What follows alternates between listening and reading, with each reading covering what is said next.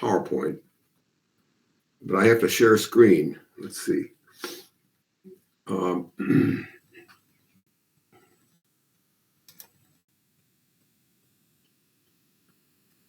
I have to share my screen.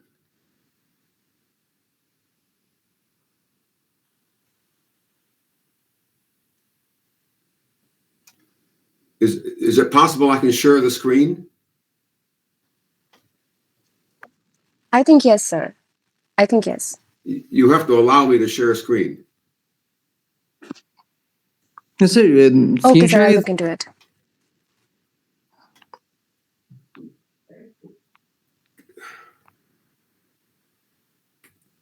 Okay, I'll share my screen. Can you see my screen now? Hello? No, sir, it's not visible, sir, till now. Can you see my screen? No, No, sir. sir. Not visible. It's not visible. You have to allow me to share. Let me see. I'll push this button here.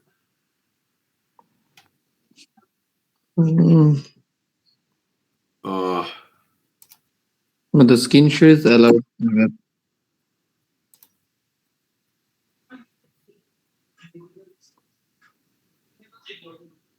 I think you have to allow me to share. No, sir, screen share option is allowed for everyone, sir. I'm sorry, what did you say? The screen share option is, open, sir. You can share your screen. Yes, I just pushed the button that says share. And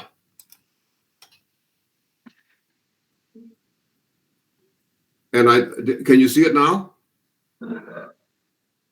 No, sir, it's still. Well, man. Yeah, I don't know what. Sir, if possible, can you send this PPT to us? We can just share and then you can present it.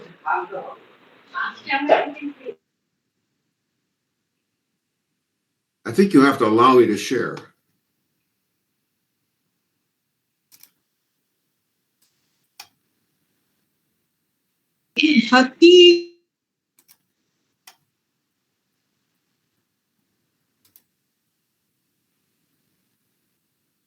Sir, the screen share is. Sir, is it possible if you just send us the PPT so we can share it from our side? I can try that, yes. Sir, just send your PPT to my mail so I can share it from my side. You are Ayush Day? Yes, sir. Yes, sir. I'm Ayush. All right, let me try that.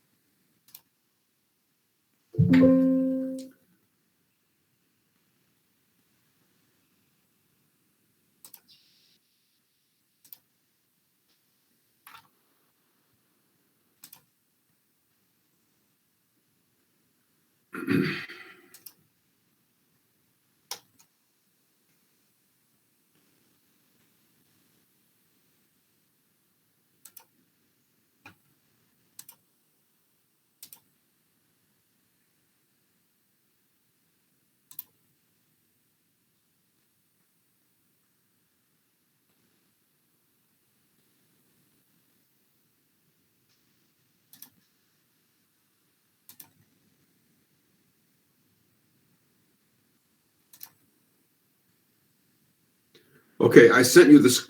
I sent it to you. Did you see? Do you have it? Okay, sir. Just let me check, sir.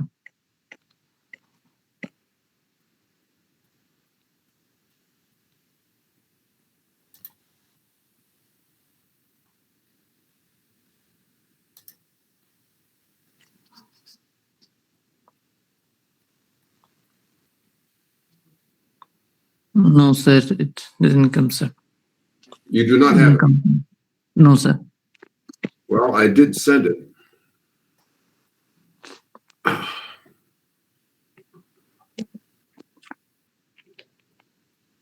Um,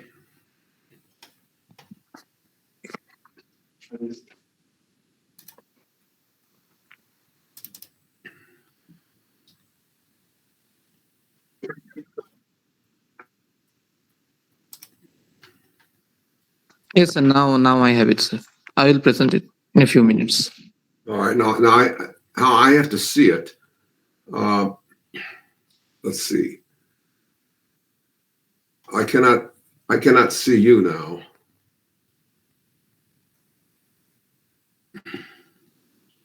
Is it possible to do this on Zoom? Hello? Sir, actually, sir, we don't have the, Zoom subscription, and it's time limitations there. It's Yeah, only but- 40 minutes. Okay. But you do have. Okay, but you do have. You do have my slides. Is that correct? Yes, sir. I have your slides, and I will present it from here. Yeah, but I have to see it myself. Yes, sir. You can see it. I will share my screen, sir. Okay, you can do that.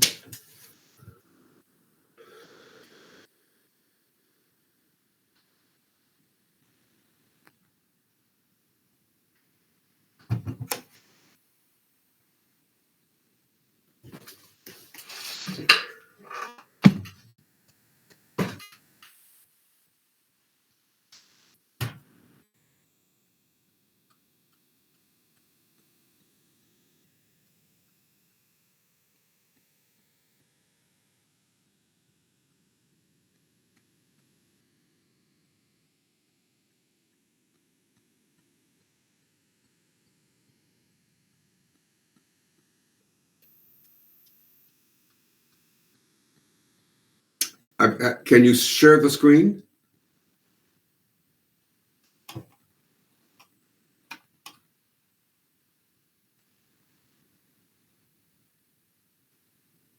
Yes, sir. Just give me some minutes, sir.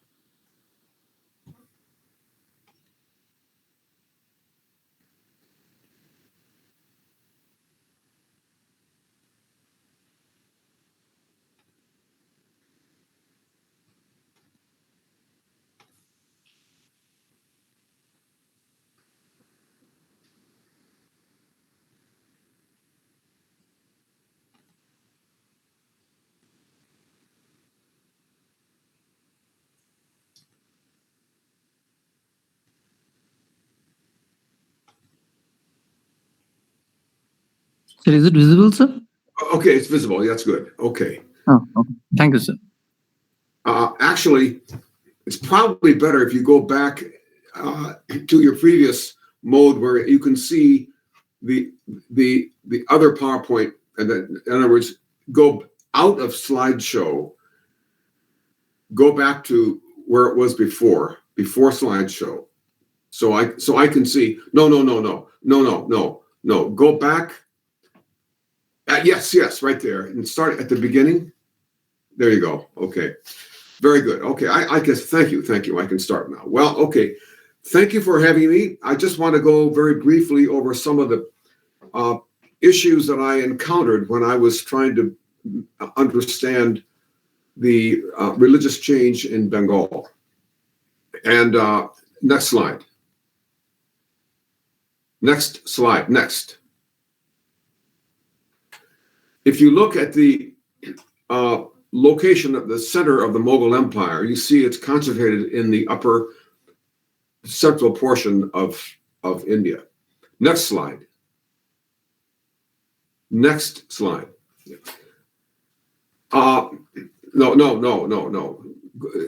That one, yeah. And you see that the concentration of Muslims is primarily either to the east or to the west of the center of the Mughal Empire. So I was initially trying to understand that paradox. Why was there such a disparity in the distribution of Muslim populations in South Asia? Next, please. Next.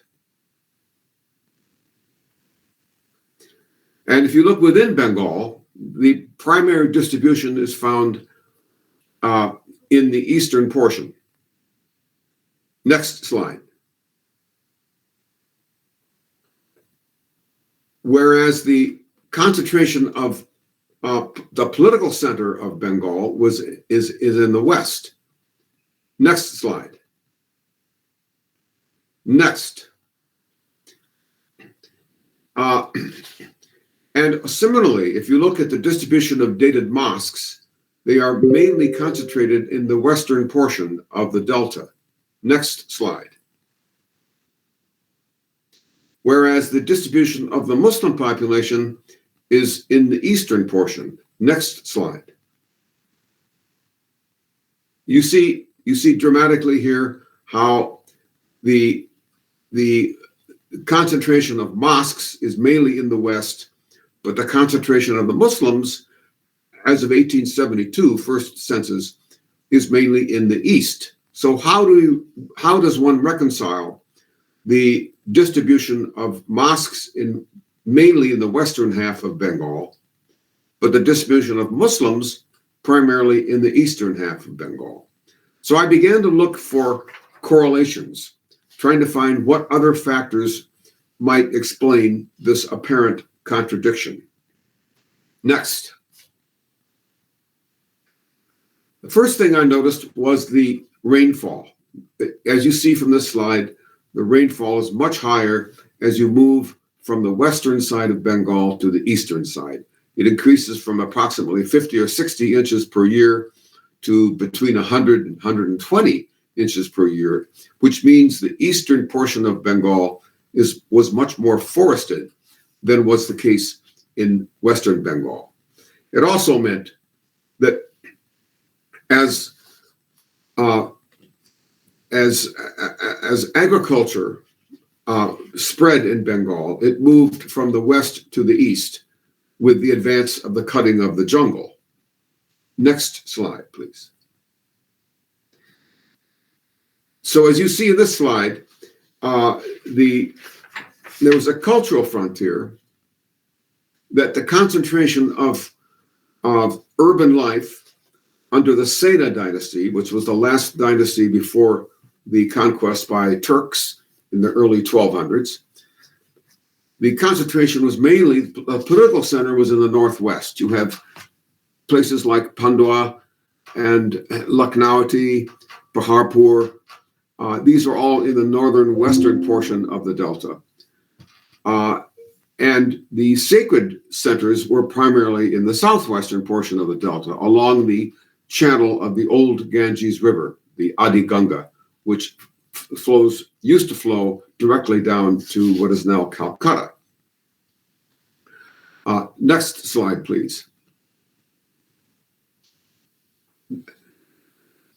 The delta was conquered by the Turks in 1204, and they established their center in Lucknowty. And when that happened, there was a political frontier, but it too was mainly concentrated in the northern and western portion of the delta, as you see here. If you look at the inscription sites in the area, in that region. Next slide. So here you see the distribution of both inscription sites and mint towns in the 15th and early 16th century. And again, the concentration is mainly in the western portion. Next slide. No. Okay, yes, that's good. And you also see that the construction of dated mosques occurred mainly under the independent sultans of Bengal between 1450 and 1550. That is to say, before the Mughals arrived, before the Mughal Empire. The Mughals come, of course, in the early 1600s. So it's interesting that the dated mosques appear mainly in the period before the Mughals. Next slide. The sultans asserted their power in such ways as you see here, this image of raw power, a cavalryman with a mace in his right hand and a bow in his saddle. The idea was to project power, very simply. This is one of the earliest silver coins we have of the after the conquest in 1204. Next slide. Architecture does the same thing. In the late 1200s, you see an image. Here's the Chota Pandua Minar, which is very similar in its concept, anyway, similar to the Qutub Minar in Delhi, which was again built to project a sense of power over the indigenous population. Next slide. Next slide. The same with mosques. You see the architecture here of the mosque in Tribeni in West Bengal is very similar to that which is found in the metropolitan center of the Delhi Sultanate. Next slide. The similarity is quite obvious, that basically you almost have what you could call a colonial architecture in Bengal, which is following the same principles as what you found in North India. Next slide. But when Bengal became independent, the architecture changed rather dramatically. Here you have the Edina Mosque built in 1375, just after Bengal had become independent. And you can see here that we have what I call a barrel vault. That is to say, this whole area used to be covered not with a dome, but with a barrel vault, very similar to what was found in imperial ancient Persia. Next slide.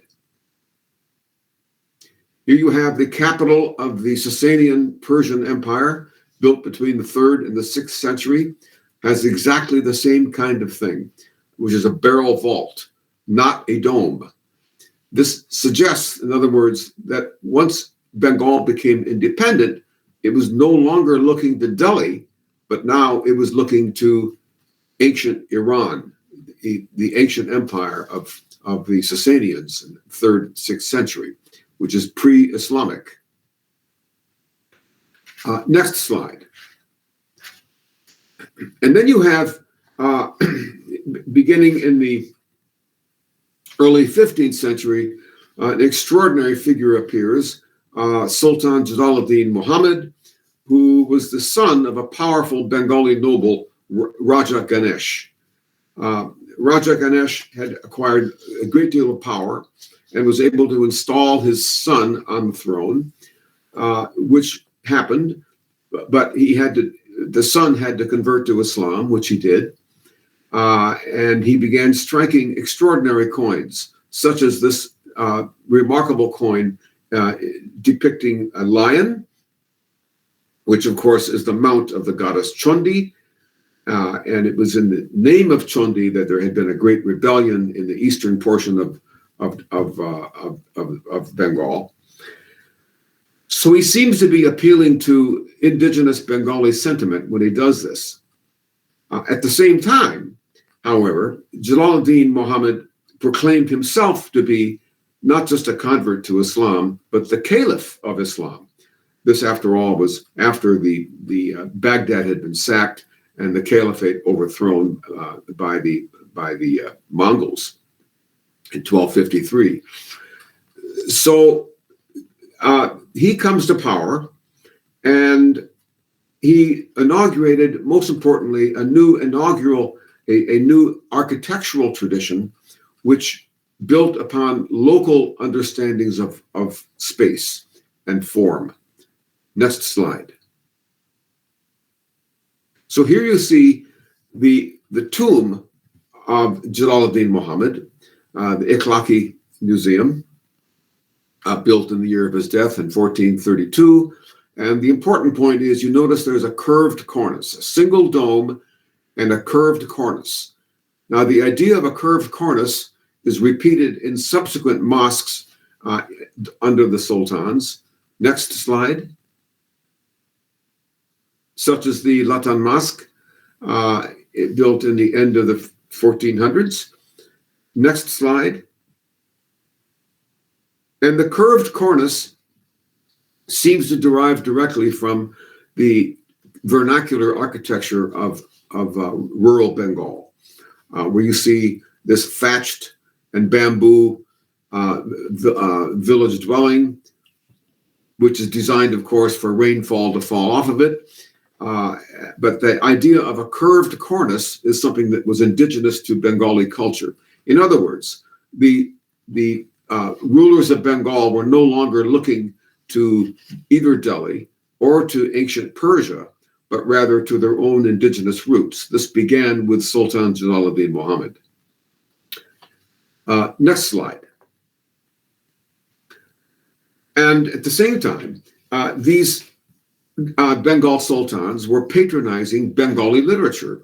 For example, the Mahabharata was translated from Sanskrit into Bengali, patronized by Nasruddin Nusrat Shah.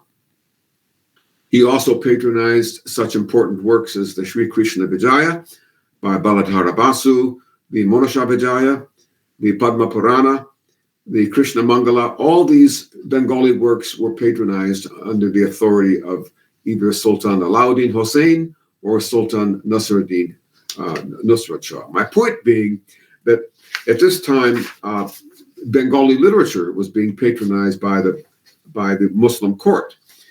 Also, it was noticed by Chinese observers noticed that the Bengali language was the language of the court, not Persian.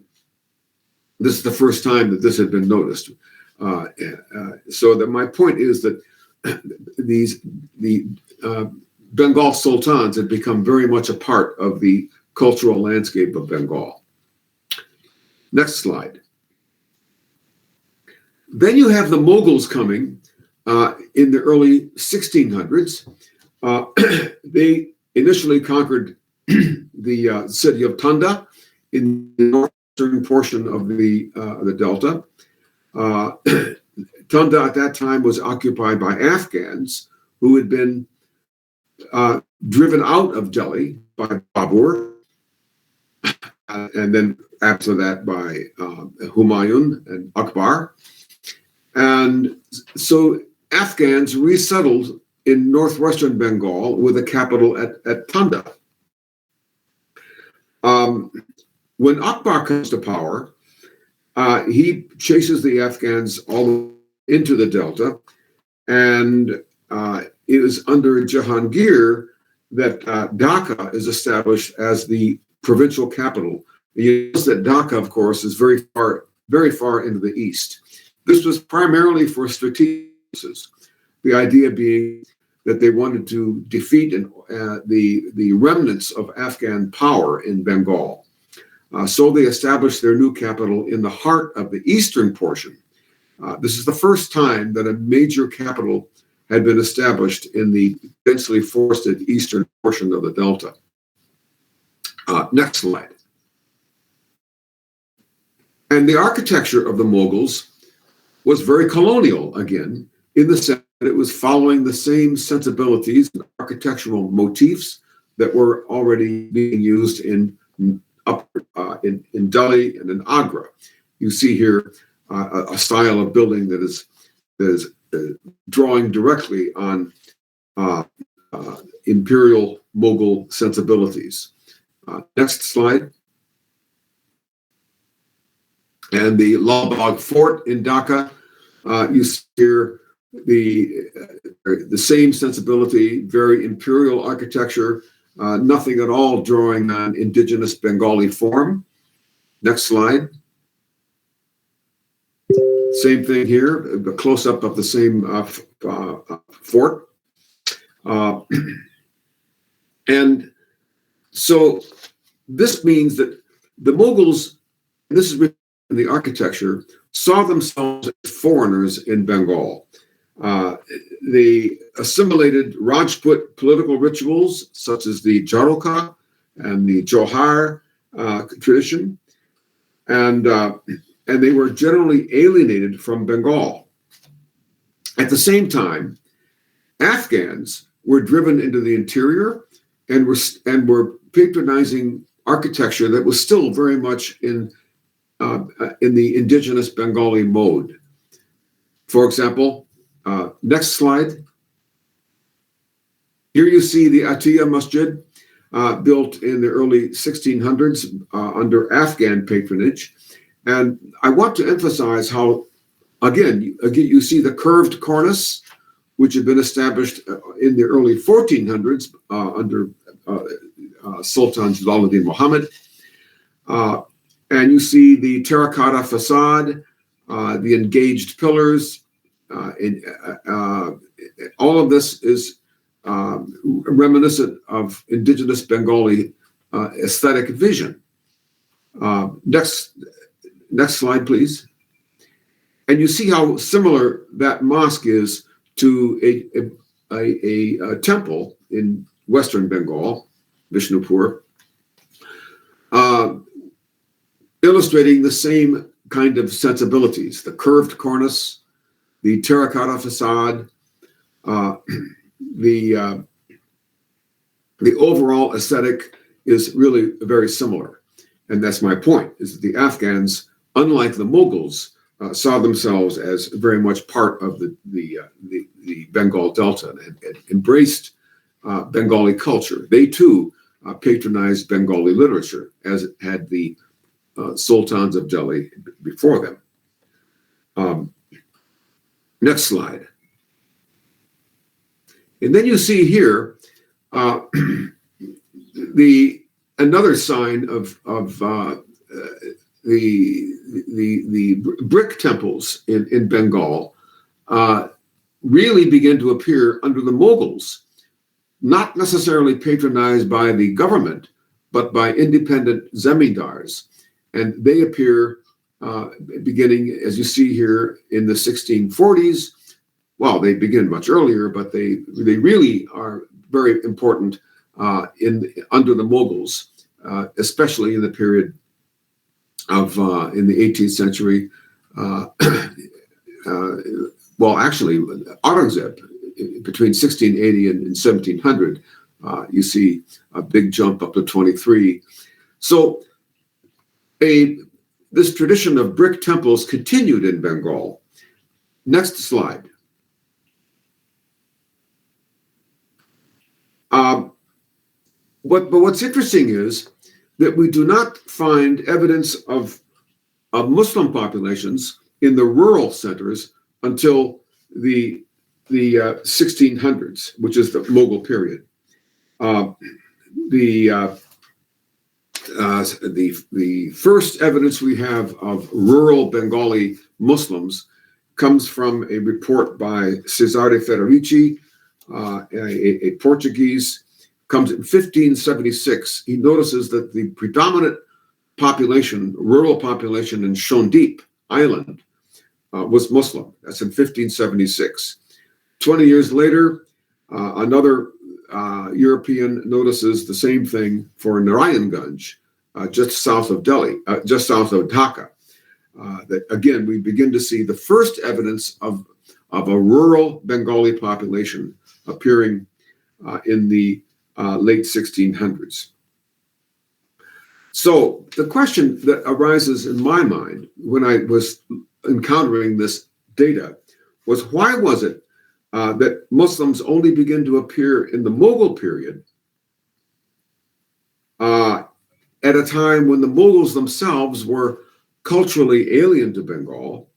And indeed, it's very important to notice, or to make the point here, that the Mughals did not encourage conversion to Islam. Quite the contrary. Under Jahangir, the governor of Bengal in 1609 actually punished one of his own mansabdars for converting his servant to Islam.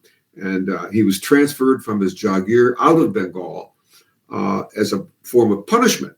The idea was that the Mughals were not at all interested in conversion. They were interested in loyalty, in revenue, and in stability, not really at all interested in religion. The same thing is reinforced in the middle 17th century. In 1640, under Shah Jahan, a local Ghazi made it very clear in several of his rulings that they would uphold local Hindu customs and not impose Islamic law on Bengalis. So this is why I'm interested in this seeming paradox. That we begin to see the first evidence of rural Muslim population appearing at the same time that the Mughals are in power, and the Mughals have absolutely no interest in converting anyone. Sir, may I ask a question? Hello? Hello? Sir, may I ask a question? Yes. Sir, I have a question. Was this an exception for only for Bengal, or was this evident for each and every provinces which were under Mughal Empire? Okay. What are you referring to? Like the idea that the Mughal had no intention of imposing Islamic law was it only exceptionally for Bengal, or was this for any other Mughal territory? All of Mughal territory. We don't find any evidence of Mughals having any interest in. Even under Aurangzeb, right? Absolutely, under Aurangzeb as well. There's no interest in conversion. Okay. Next slide, please. So, again, dated mosques appear mainly in the earlier period, and the construction of mosques actually decreases under the Mughals. So it's a remarkable fact. The construction of brick temples increases under the Mughals, but the construction of dated mosques decreases after 1550. In other words, the period when the Mughals begin to come into power. So this is another paradox that I wanted to understand.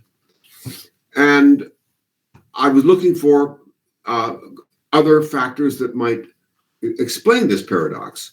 The first thing I discovered was the movement of rivers, the changing delta, the whole ecological regime of the rivers was undergoing dramatic transformations in the Mughal period. Next slide, please. Next slide. Okay, so here's the distribution of dated mosques. Just to review that. Mainly in the dated mosques that is those with inscriptions on them that we know when they were built. Next slide. Next slide. Okay, here you see a map of Bengal drawn before the Mughals arrive. And you can see the Ganga, the what we called the Adi Ganga, the original Ganges, which flowed down the western portion of the delta. Brahmaputra was separate from that, flowing down the eastern part of the delta. That was 1548. Next slide. Then in 1615, we see the rivers are beginning to divide. Satgaon, which is near Calcutta, is underlined in red. That's in the western portion, but you can see that much of the water now is beginning to flow toward the east. Next slide.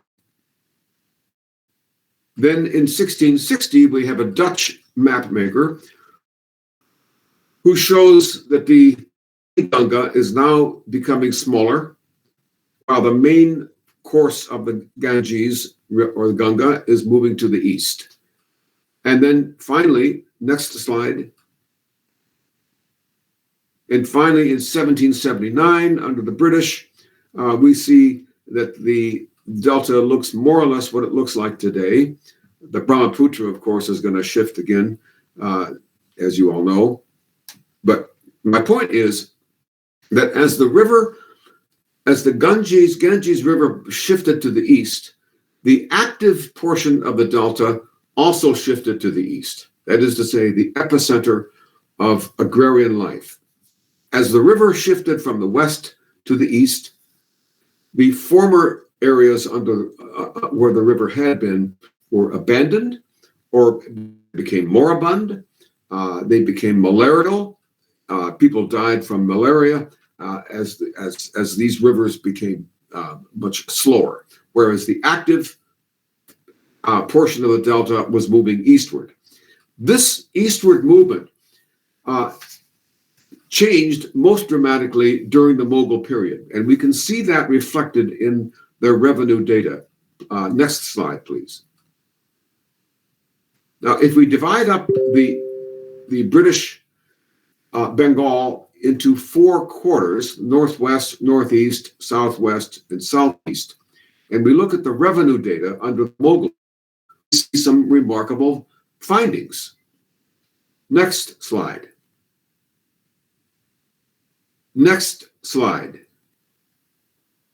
So if you look at what I'm trying to show here is that between 1595 and 1659, the revenue data shows us that in the southeast, we have the highest increase, 117% increase.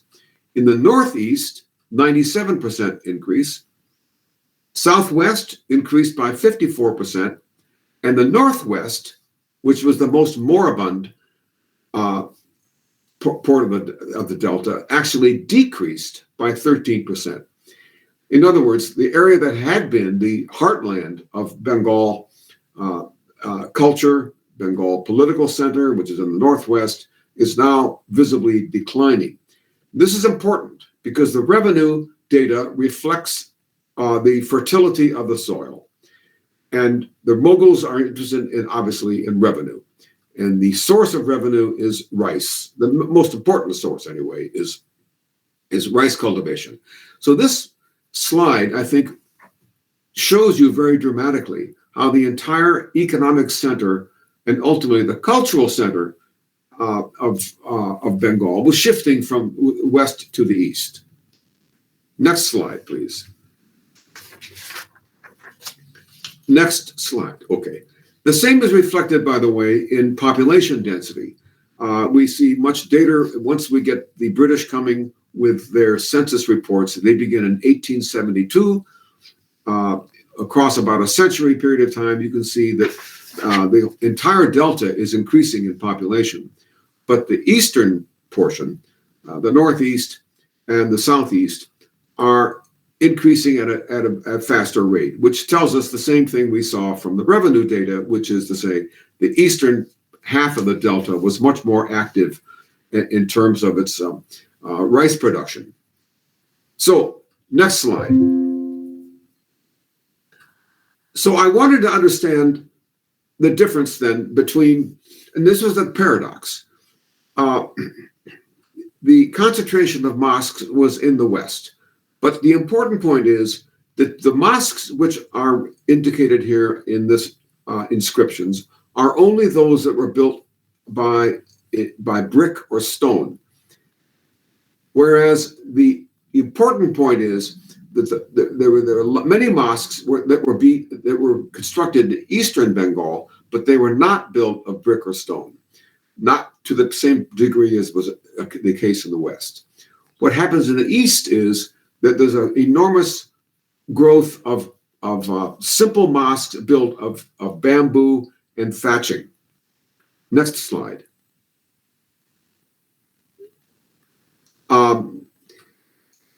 Next slide, please. Next. Yes. So mosques appeared like this that were not dated. These were not dated, and that for that reason, they do not appear in the inscriptional record. So this answered the paradox. The reason that we do not find dated mosques in the eastern portion is because the government under the sultans was building mosques mainly in the western portion where they were ruling from.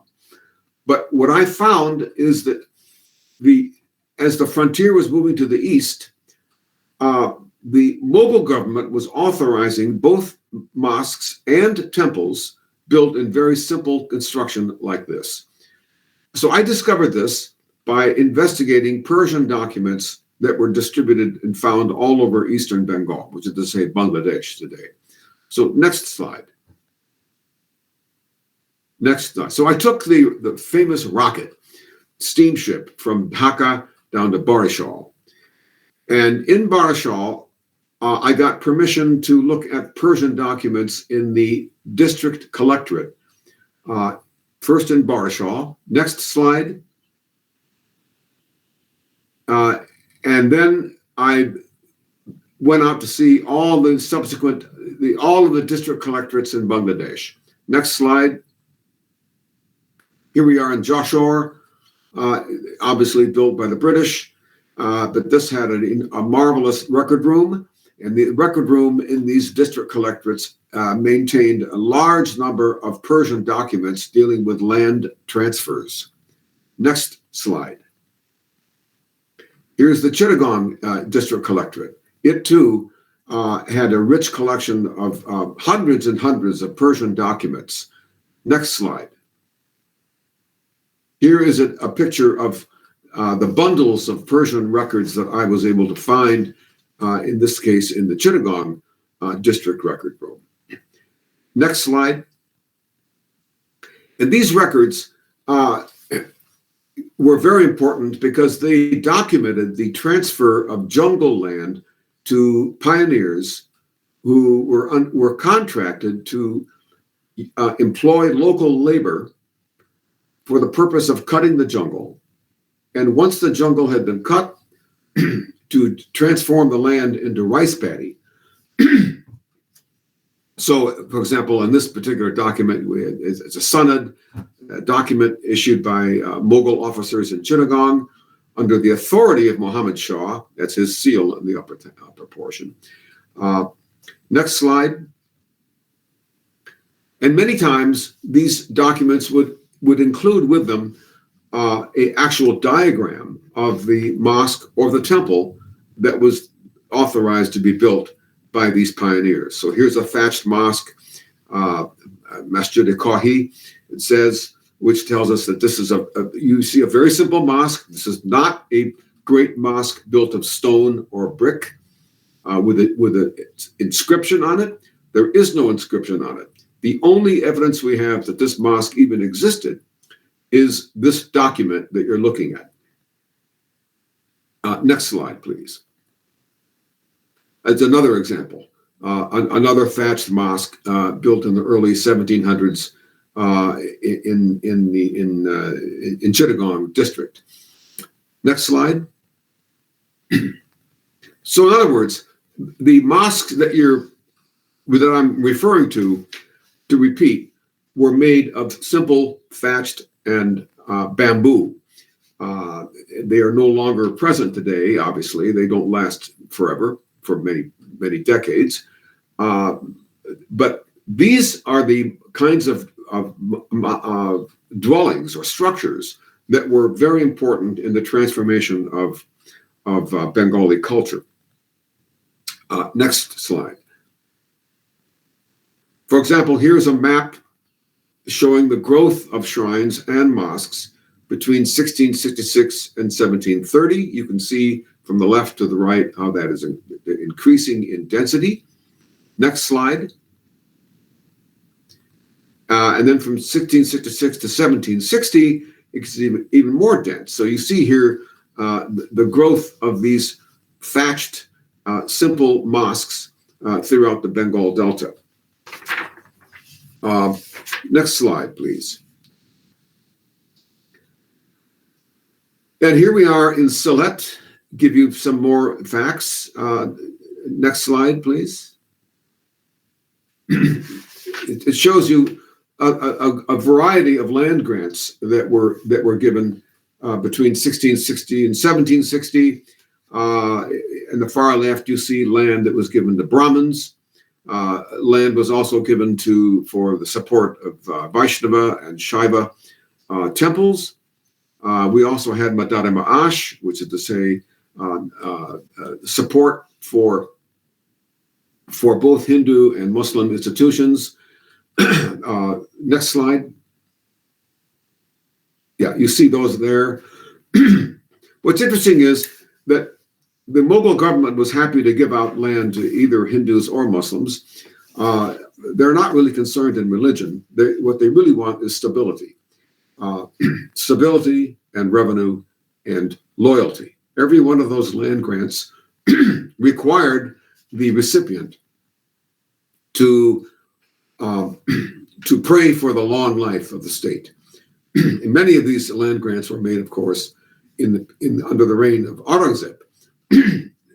Of course, he authorized it, but they're happening in very far from the heart of the Mughal Empire.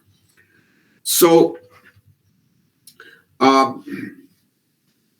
the point I want to conclude this story then is that what we see happening is pioneers who are making contracts with the Mughal government to reduce jungle to rice paddy. But one of the requirements of getting land was that they must build either a temple or a mosque. In fact, in some cases, they were allowed to build a Christian church.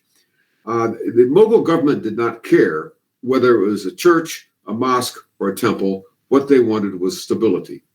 It just happened that most of the pioneers who did contract with the government were Muslims, which is why there ended up being more thatched mosques than there were thatched churches or temples. So in conclusion, what I want to leave you with is the idea that over the course of several hundred years, pioneers, with the support of the state, were allowed to go into the eastern portion of the Delta, which was the active portion of the Delta, and to bring about stability and loyalty.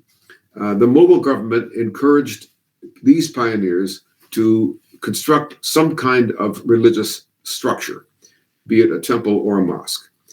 And that structure became the nucleus for new communities. That is, local tribes, local Bengali people who were described by the Mughals as neither Muslim nor Hindu. They became attracted to these structures, and gradually they assimilated into their own religious culture the rituals and the ideas that were emanating from those structures. Next slide, please. So I simply want to close with this idea that what we really have not only in we have two kinds of documents. We have the Persian records that I just showed you, but we also have lots of Bengali folk literature, which extols local peers, local saints, local figures who are identified not only with rice cultivation, but also with the preaching of Islam. And these folk figures are found throughout the Bengal Delta. And I want to conclude with a quote from a famous Indologist whose name is Dusan Zvalital, a Czech Indologist, who wrote that the ballads and the folk literature of Mymensingh, he studied Mymensingh district, were products of neither Hindu nor Muslim culture, but rather of a single Bengali folk culture. That single Bengali folk culture is visually represented in what you see here, a mosque patronized by the Afghans in the early 1600s, and a temple built by local zamindars in Western Bengal, also in the 1600s. And you see how similar they are. So this visual, I think, gives you visually the idea of the continuation of a folk Bengali culture that is also reflected in Bengali literature, which extolled pioneers to whom people found refuge and they became integrated into their everyday religious lives. So, in substance, my point I'd like to leave you with is this idea that Islam, what we now see as a predominantly rural Islam in Eastern Bengal, was the product of much larger changes that were taking place not only politically, but also ecologically and environmentally. As the river system moved from the west to the east became much more important in terms of pioneers reducing the jungle to rice paddy. And the production of rice reflected in the revenue data of the Mughals, I think also points to the fact that this area became the most important part from the Mughal revenue standpoint. The rise of Islam was, in the last analysis, a kind of a byproduct, unintended consequence of this larger political and ecological movement. So with that, I would like to close and express my gratitude for your patience. I would be happy to take any questions or comments should you, and I want to thank you again for your attention.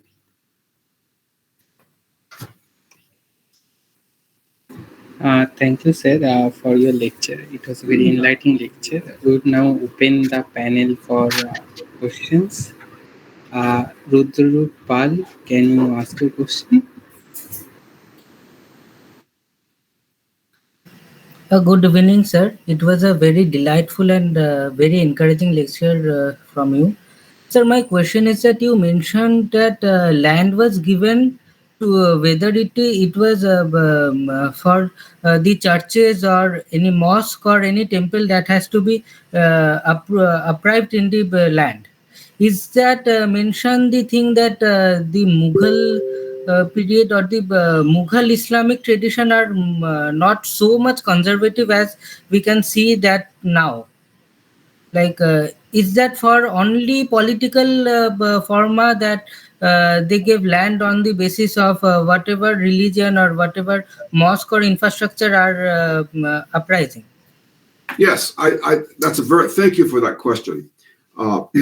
It's a very good question.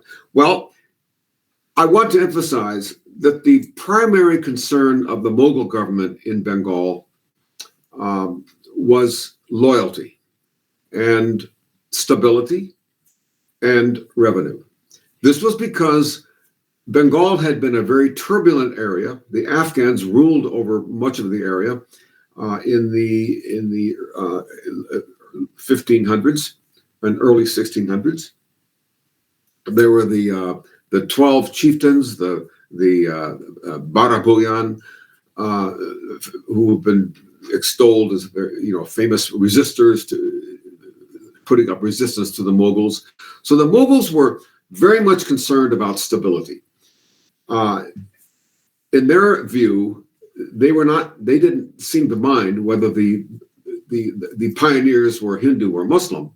What they wanted was stability, loyalty, and revenue. So these mosques and these temples that were built in the eastern portion of the delta were built primarily to serve as nuclei for new communities that would be loyal to the state. After all, these pioneers were given land that was rent-free, tax-free. Lakiraj is the term that you always see in these Persian documents as an incentive for these pioneers to reduce the land, to organize the labor, and to cut the jungle and establish agriculture. But that was the primary purpose of building these temples and mosques. So that, yes, thank you for that question. Thanks, sir. We'll next move to the next person. Prashanjit Ghosh, can you ask your question? Yes. Sir, my first question is, do you think a sizable Arabic and Persian-speaking people could be found in northern Chittagong region since the advent of the Hussein Shahi rulers in Bengal? It's very difficult to tell that.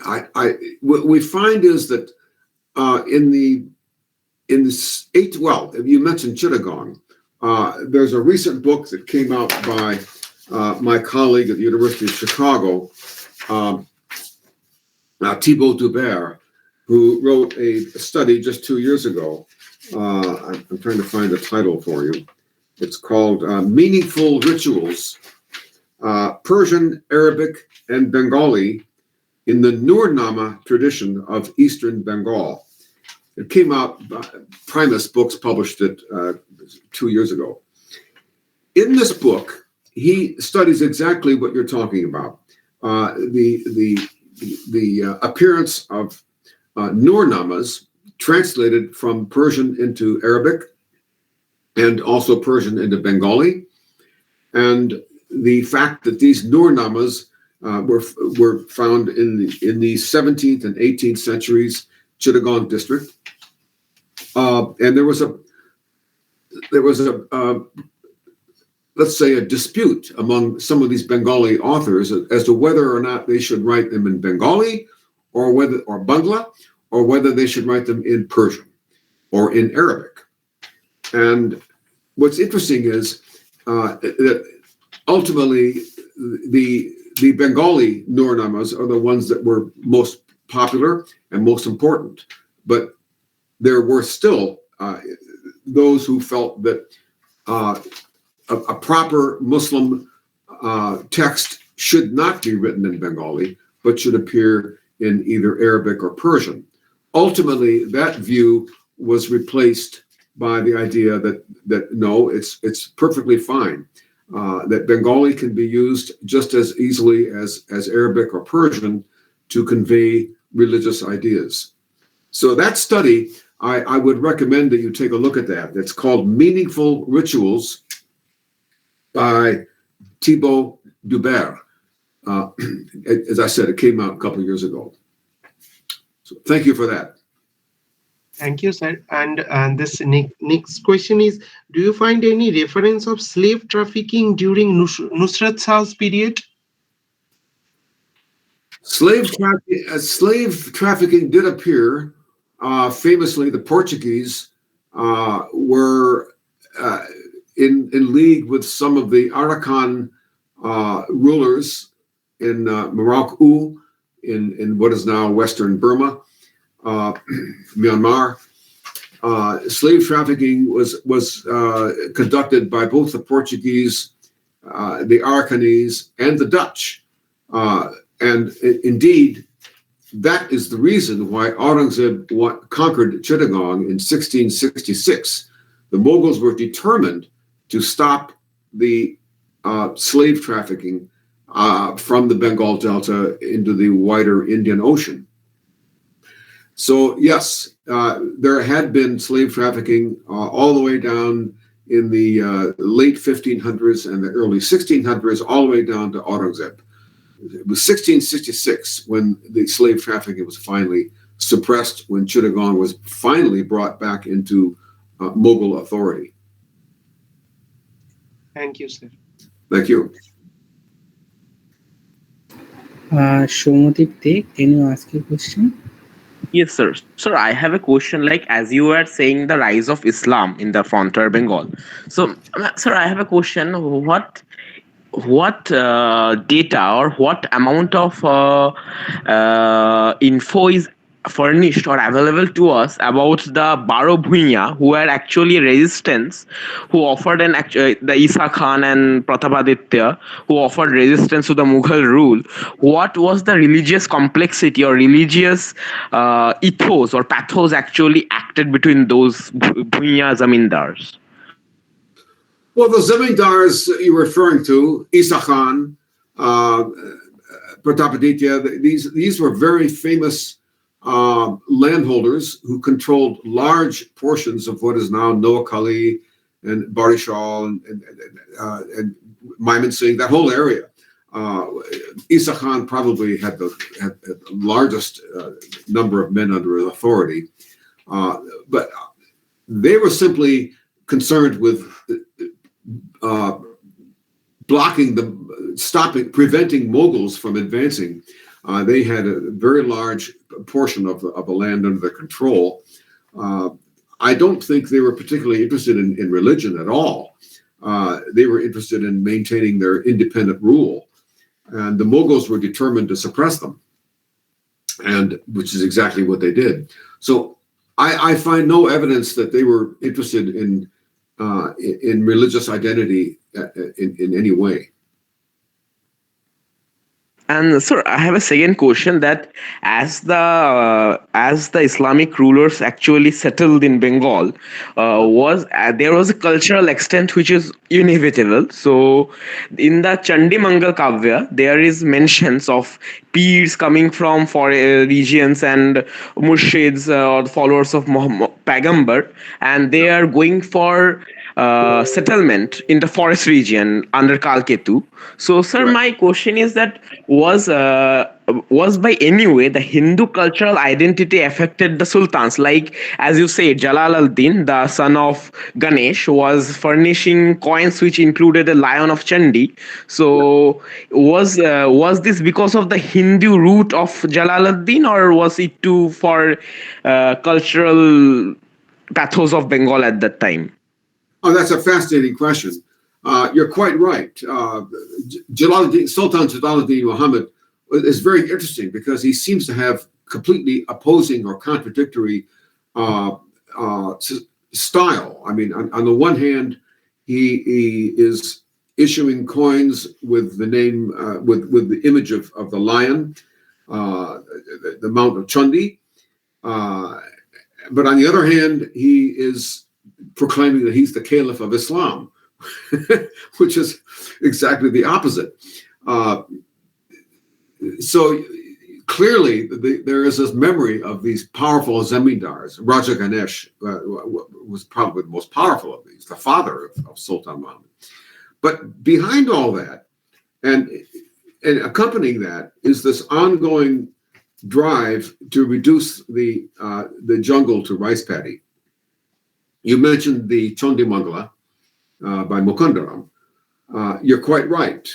In that, there is a reference to the goddess Chandi, who commands her devotee Kalaketu to clear the jungle and to bring in Muslim workers. I think 2,000 are said to have come in, and they were led by a charismatic leader, Zafar Mian, obviously a Muslim.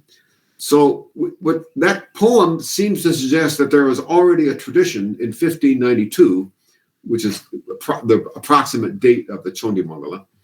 There was already a tradition of Muslim pioneers reducing the jungle to rice paddy, clearing the forest and establishing the conditions for a settled community, which is exactly what the Chondi. So the Chondi Mangala seems to be reflecting what was actually happening, objectively speaking.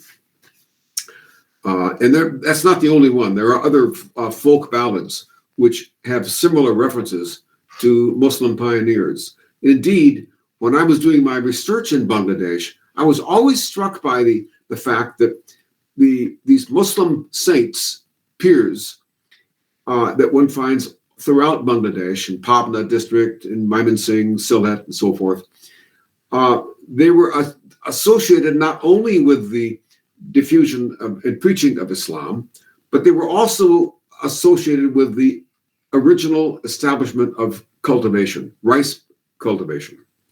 So there was a connection between establishment of agriculture and the establishment of Islam in the minds or in the memory of present-day Bangladeshis. And I want to suggest that there is a good reason for that association, which is not found anywhere else in India. And that is that these pioneers, who may not have been pious Muslims at all, but they were Muslim, they established a mosque because they were required to build a mosque. It was a condition of their receipt of the land. So these pioneers, over time, became sanctified, and in memory, they were understood as having been great Muslim peers. And that So, sir, my conclusion is that the Bengali Hindus and Muslims were very much different, or are very much different from the mainstream Hinduism and Islam. Am I correct? Well, I'm not sure I understand. You say that the Bengali Hindus and Muslims are different from mainstream Islam? What did you say? Are the Bengali Hindus and Muslims different or kind of divergent from the mainstream Islam or Hinduism? Well, it depends on what time period you're referring to.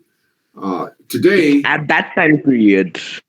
at that time, the divergence was not very great because you had people who were not already Hindu, who were gradually assimilating Islamic rituals and Islamic ideas. So it's a very, very gradual process.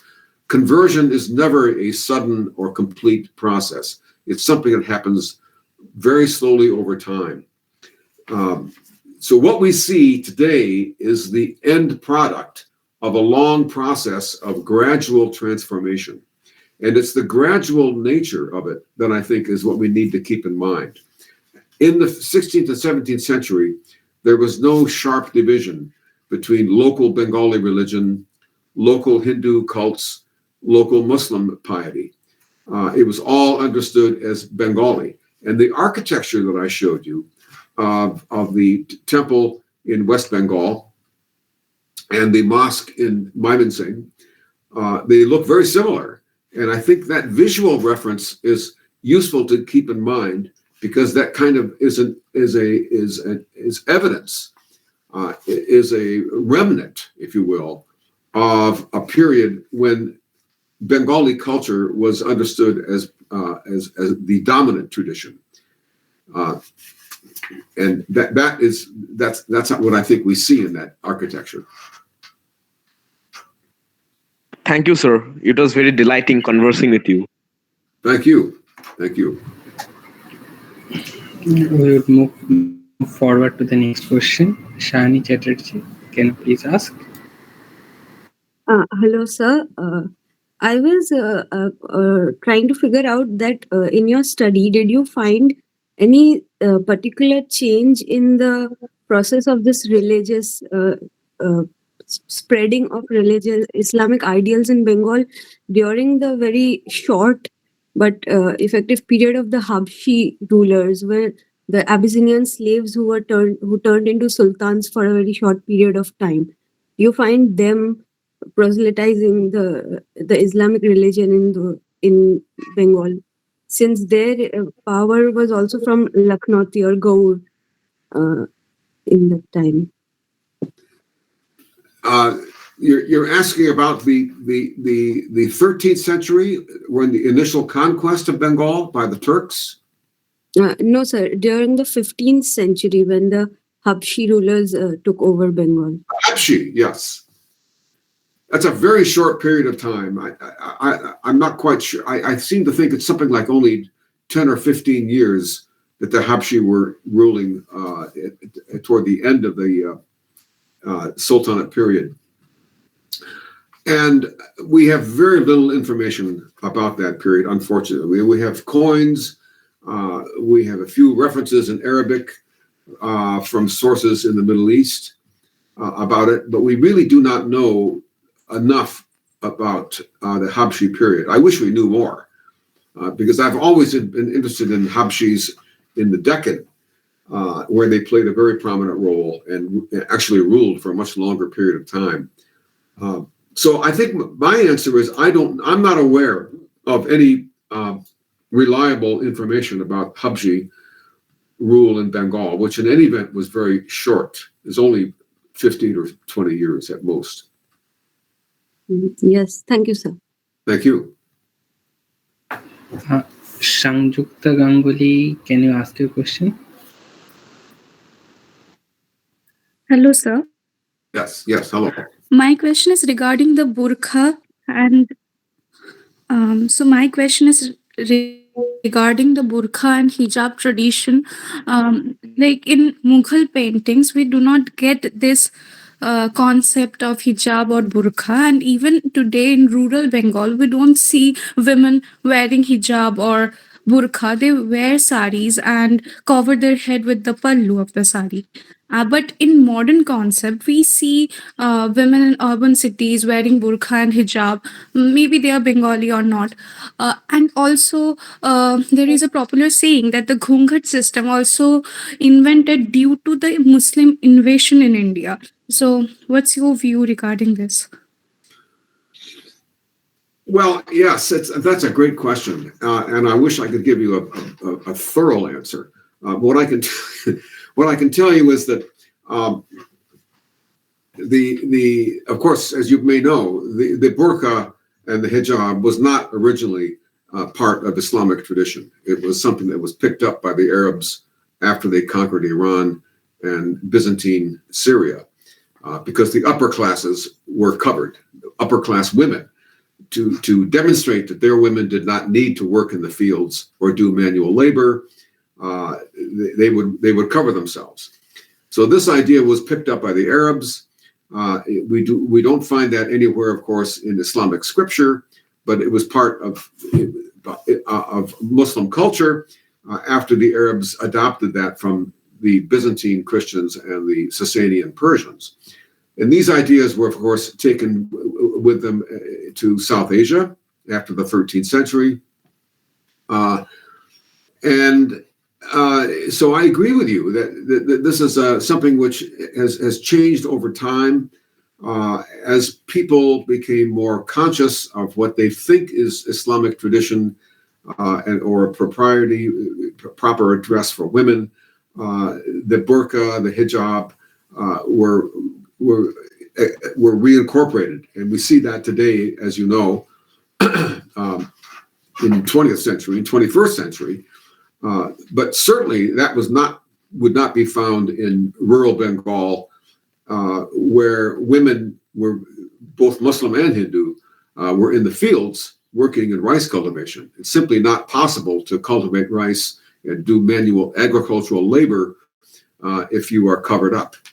So that is another important thing that I think we need to bear in mind. But you've raised a very interesting question, for which I think we need actually more research.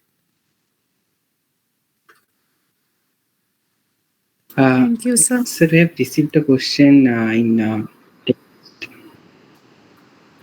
I am reading the question. Should I post it in the chat? The question, sir. The question is, is this from the? Yes, sir. Should I post the question? I don't see any question down here. Oh, wait. I haven't been following that. Oh, there are many questions here. I don't know which one you're referring to. Sir, I have just now posted the question. Sir, I am also reading it. It is also, we have received a question from Nilrohit Roy. His mic was not working. He asked that he was led to think about the gigantic size of rivers of eastern Bengal and the voluminous amount of water they carry. And he don't know whether he was entirely correct, but assuming that these areas face serious seasonal inundations and flooding, so he was wondering if the kind of land grants that were given by the rulers were they also associated with some kind of embankment projects, or it was left to the uh, some local Muslim peer or pioneer rice cultivator. He also asked additional question to that. In that case, he asked that the type of political authority that existed in the region, how was this authority both temporal or spiritual experienced by the peasant? I'm I'm trying not. to. Yes, I'm not certain. I followed your question. Could you summarize that question for me, please? So basically, he asked whether the land grants were associated with some kind of embankment project, so or was it left to the peasant cultivators themselves to embank the rivers so that it wouldn't inundate during the flooding season? I'm afraid I can't follow the question. You're asking about the land grants. Is that correct? Yes, sir. Yes, sir. Land grants were the political authority that they were given. But what is your question about the land grants? Sir, was that Sir, associated with uh, some kind of can I ask the question, yeah, yeah, Shrikot? you Like know, I think my mic is yeah, yeah, working sure, now. sure, sure. So, mm, good evening, sir. Like, I wanted to ask this question. Like, I was wondering about the huge, like, size of the rivers of Eastern Bengal, and like, given the idea that that lands were granted to the spiritual authorities and also to this. Different kinds of land grants were being provided to these people. I was also wondering if these land grants were also associated and maybe complemented by embankment projects that were funded by the state, or were the embankment projects being done, or maybe they were being led by these peasant cultivators, the pioneer peasant cultivators, or the peers. So I was wondering how the political authority, both temporal and spiritual in that sense, was experienced by the peasants, or maybe these cultivators themselves. Well, I think there are two patterns that one finds with these land grants. One pattern is where a pioneer went into the jungle, built a structure, called it a mosque, and then appealed to the local authorities to have that declared a mosque and to have that region given to him rent-free, tax-free, because the pioneers, if they did what they're supposed to do in these land grants, they would have the land for a specified amount of time with no taxation. So one pattern was that the pioneer would go into the jungle, clear the jungle, build a structure, which because they knew that that was a requirement. And then they would appeal to the local government for a document, a sanad, which would authorize that land to be theirs without any taxation. A second pattern was the opposite. A pioneer would be authorized before he goes into the jungle, and he would go into the jungle, organize labor among the local population, cut the jungle, and then prepare the land for agricultural operations. But all this was done after he had already received the land. Sometimes the land was transferred from a local zamindar when it was still jungle, and it went from the zamindar straight to the pioneer. So my point is there are different patterns that one finds in terms of how the land was changed. But these Persian documents always tell you exactly what had happened. Sometimes the land had never been brought into cultivation, was not claimed by any local authority, and therefore the state simply assigned that land to the pioneer. In other cases, you had local authorities who would have titles like Chowdhury, who would transfer the land to the pioneer. But in either case, the pioneer always was associated with either a temple or a mosque, because that was the unit that would provide a focus and a nucleus for stability and for pacifying the frontier. I hope that answered your question. Thank you, sir. Yes, it did, sir. Thank you. Yes, sir. We have received the next question from Ayuste. How do we reconstruct the lived experience of early Muslim communities in Bengal when historical records are predominantly shaped by Persian chroniclers and later colonial interpretations? It is in the chat box, sir. Yeah, let me look in the chat box. Is it the bottom of the chat box? Let's see. Yes, sir. 3-4 minutes ago.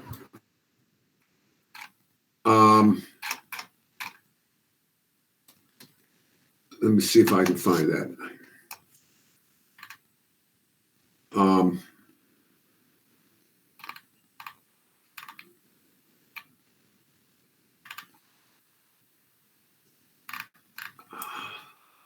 The chat box.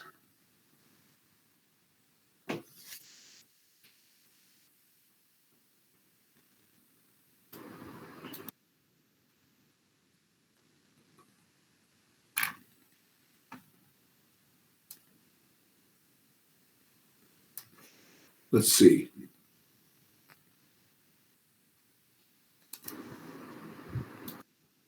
So the last one. The last one, I see. Okay, how do we reconstruct the lived experiences of early Muslim communities in Bengal? Is that the one you mean? Yes, sir. Yes, sir. Yes, sir. How do we reconstruct the lived experiences of early Muslim communities in Bengal when historical records are predominantly shaped by Persian chroniclers and later colonial interpretations? Well, you're quite right. There are later colonial interpretations, and we know the British had an agenda in how they understood the rulers before them. I mean, obviously, the British were concerned with justifying their own rule, since they were foreigners. They needed to portray the previous dynasties, the Mughals, the Afghans, all of them, as not being just and not being efficient. So there is that problem with colonial interpretation. The only way we can reconstruct the lived experiences of these communities, in my mind, is by looking at contemporary records, which is to say these land transfer records, which are, again, only concerned with stability, revenue, and loyalty. And we can see in those a gradual growth of mosques and temples. So we know these are being built for the first time in this eastern part of the Delta. And we also have folk literature, Bengali folk literature. You already mentioned the Chandi Mangala. And there's a whole tradition of Mangala literature, as you know, not just Chandi Mangala. And we have the various Muslim texts, like the Nur Nama tradition I also referred to. And they give you some idea of local experiences of these communities. The important point I would want to make is that there is a gradual integration of indigenous deities into an Islamic framework that one finds in this folk literature. So I think it is possible to reconstruct at least the cosmologies of these early Muslim communities based on the kind of literature which appears going all the way back to the 14th and 15th century. What we do not have, unfortunately, are things like ethnographic descriptions, ethnographers. We don't have that. So it's more difficult to reconstructed the actual practices and the rituals, but we do understand something about the cosmologies because we have names of deities that are integrated into this larger Islamic fold worldview. For example, long before the name of Allah appears, or God, we find Niranjan or Prabhu or other terms like that, which indicate a gradual shift of emphasis from local deities to a supreme God. But the name of Allah appears much later. You're already getting, in other words, a transformation which we can see. But this again is in the realm of cosmology. We do not have, unfortunately, descriptions of practice. I wish we did. Then we'd know much more about these lived experiences. So you have asked a very, very important, very central question as we try to reconstruct change, reconstruct how change occurred in Bengal. Thank you for that. Sir, we have received a question from Rahul Mondol in the chat box. Sir, should I read out the question, sir? Oh, I can read that. Yeah, okay. That the Muslim rulers were not very conservative regarding their proliferation of religion, whether they were Bengal sultans or the Mughals. The advent of the British or their English education, firstly, the Muslims were against to its acceptance, but gradually they accepted. What were the dilemmas felt the Bengal Muslims to accept English education?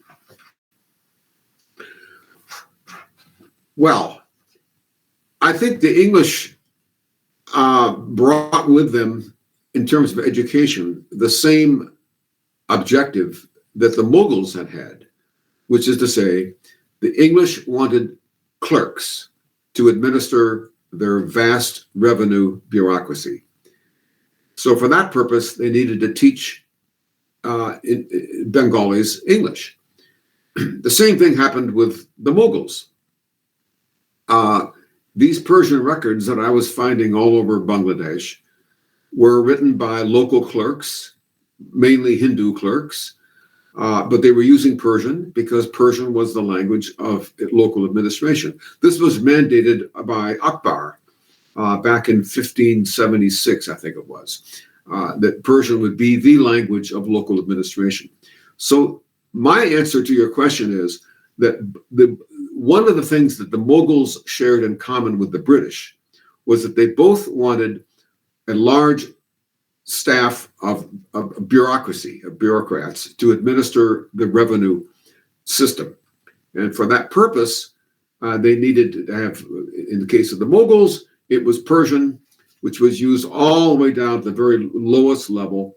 And the same is true with the British, where they, as you well know, were very much concerned to establish English language is at the lowest possible level.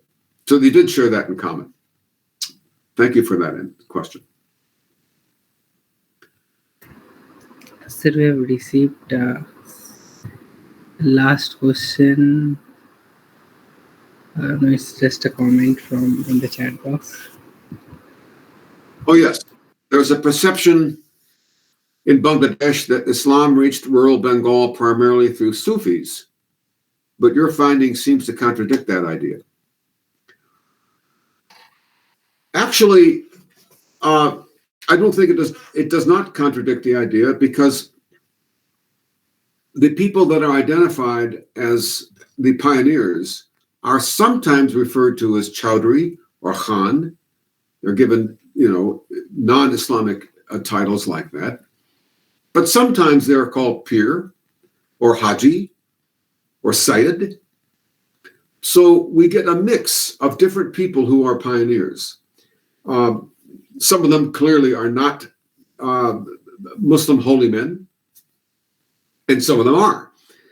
And but what's interesting to me is that even in cases where a land was originally given to a Chowdhury or Khan, over time, the gravesite of that pioneer would be constructed or remembered as a Sufi shrine.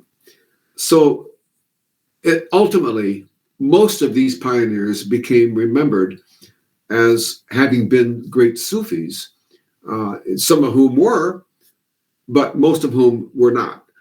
And so there is a process of memory, throughout South Asia. This happens quite frequently, where somebody will be honored and with a small shrine or a mazar, and that grows over time. It gets more popular. More people start migrating to it, offering their prayers at the shrine, and so there's a memory that Sufis were the sole agents in the Islamization in Bengal. That is not possible. And the reason it's not possible is because there are Sufis all over India, in West Bengal as well as East Bengal. And if it was only Sufis, then we would expect to find actually more conversion in Western Bengal, because most of the medieval Sufis migrated from North India down to Western Bengal, and they settled there. We have lots of records of that. So my point is that I think the question of Sufism is very important, but it's also necessary to recall that sometimes, in fact, oftentimes, pioneers would be remembered as having been Sufis when that's not necessarily was the case at all. Thank you for that question. Thank you, sir. We have reached the end of our seminar. I would like to deliver the ending note. Thank you so much for the wonderful lecture. You are all enriched by the discussion.